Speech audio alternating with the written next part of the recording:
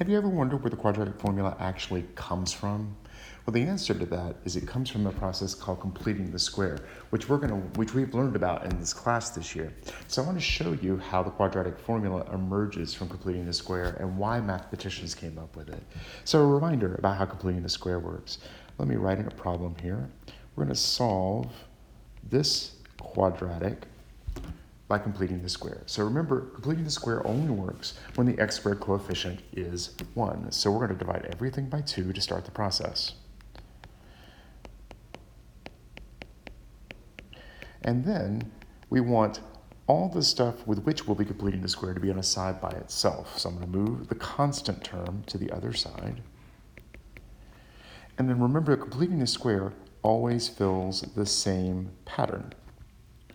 You add a blank constant term, and that constant term is half of the linear term coefficient squared. So half of negative 1/2 is negative 1/4.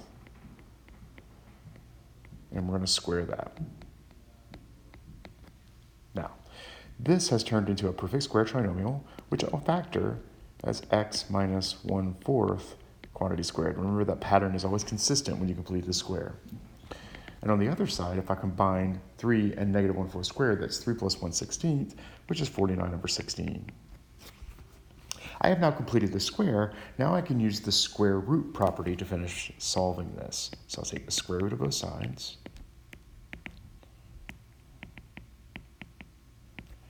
Square root of x minus 1/4 quantity squared is x minus 1/4 if I put a plus or minus on the other side. And then the square root of 49/16 would be the square root of 49 over the square root of 16, which is 7/4. Now I can add 1/4 to both sides and get 1/4 plus 7/4, which is 8/4, which is 2, 1/4 minus 7/4, which is negative 6/4, which is negative 3/2. So that process should look familiar for you from what we did earlier this week. Now let me show you where the quadratic formula comes from. Imagine that you had 100 quadratic equations that you had to solve, and every time you had to solve them, you had to go through this completing the square process. I mean, you'd be really good at it by the time you're done, but it would be a lot of tedious work. So when mathematicians find themselves having to repeat a calculation over and over and over again, they'll often do what's called generalizing it, which is to go through the calculation, but with letters representing numbers. And when they get to the end, the answer is a formula they can use instead of going through the process. So what I'm going to do here is I'm going to complete the square to solve a quadratic equation, just like I did in this example on the left, but I'm going to do it with a generalized quadratic equation, meaning I'm going to have letters representing all the coefficients instead of numbers. But we're going to follow exactly the same process we followed over here. So the first thing we did was divide everything by the x squared coefficient. That becomes x squared. This becomes b over a times x, and this becomes c over a, and then 0 divided by a is 0. I'm going to get the stuff with which we want to complete the square on a side by itself. So I'm going to move the constant term to the other side. Now we're ready to do the blank adding part, the actual completing the square. So I'm going to draw in my blanks. And in this blank goes half of that coefficient squared. So b over a times 1/2 would be b over 2a, because you multiply fractions directly across, and then we want that squared. It's half of that x coefficient squared. So we're going to add that to the other side.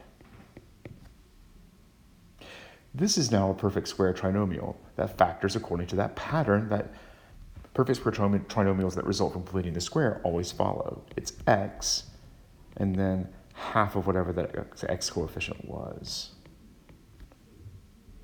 And then on the other side, we've got something that we need to combine. So I've got negative c over a, and then I've got b over 2a squared. So when I square a fraction, it's like squaring the top and squaring the bottom. It's like multiplying it by itself. So that would become b squared over 4a squared. Remember 2a times 2a? 4a squared, not 2a squared. Now, I have two fractions here that are being added, and in order to put those together, we need to have a common denominator, which means I need to figure out something I can multiply one of the denominators by to make it look like the other. So if you look at this a, if I multiply that a by 4a, it will become 4a squared. So I'm going to get a common denominator between those two fractions. Multiply the bottom and the top of this fraction by 4a. So I'm going to get negative 4ac over 4a squared plus b squared over 4a squared. And now these two things have a common denominator, so I'll be able to combine them into one fraction.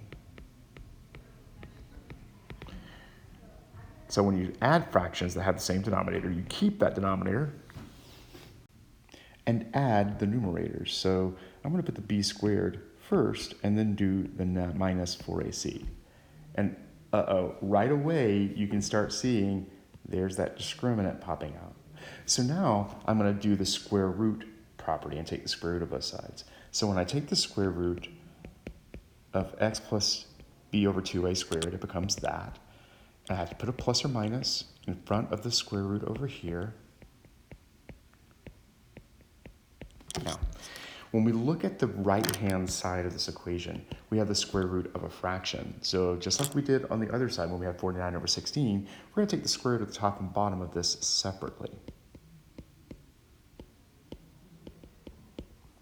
Now, if you look at the bottom square root, I have a pair of 2's in there in that 4 and a pair of a's in there in that a squared. So that's going to simplify down to 2a. The top has a minus in it, so you cannot take the square root of things that are subtracted separately. So we're going to leave those underneath the radical. So now I'm ready to solve for x. So I'm going to subtract b over 2a from both sides. And now I'm adding and subtracting these two fractions, and they have a common denominator, so I can combine them into one. And there, ladies and gentlemen, is the quadratic formula.